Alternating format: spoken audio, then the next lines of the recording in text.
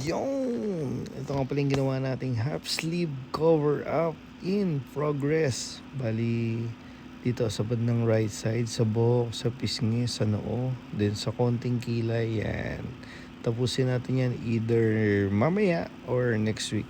So sa lahat ng gusto magpatattoo, mapa black and green man yan o colored realism cover up. Sa cover up kasi right choices of design placement, tinago natin siya dun sa mga background and roses.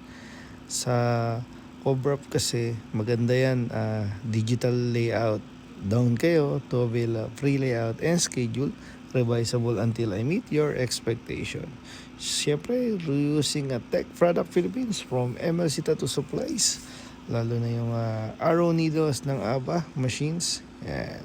So, lagi lang magpatuloy Bakbak lang ng bakbak. Who's next? And thank you Lord.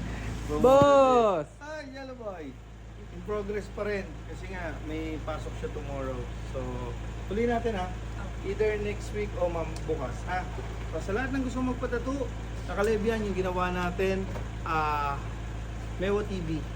So, hindi ko in-expect na manggagaling sa kanya to Yung tech na pinapahit natin, nakakatulog siya. Oo, kita mo Hindi naman sa maganda kasi yung pamahid ng tech from MLC. Pare ginagawa ko nga sa kanya yung cover up. Di ba matigas?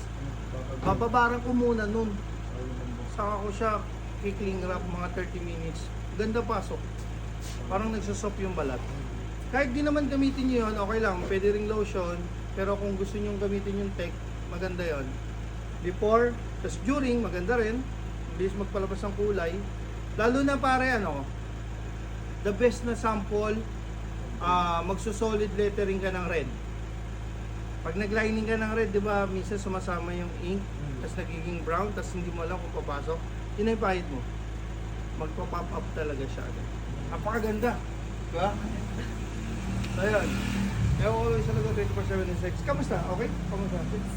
Yun. And who's next? Thank you, Lord. Ayan si RJ, si Buwan, si Jello, sa kayo, si Stephen. Thank you, Lord. Thank you, Lord.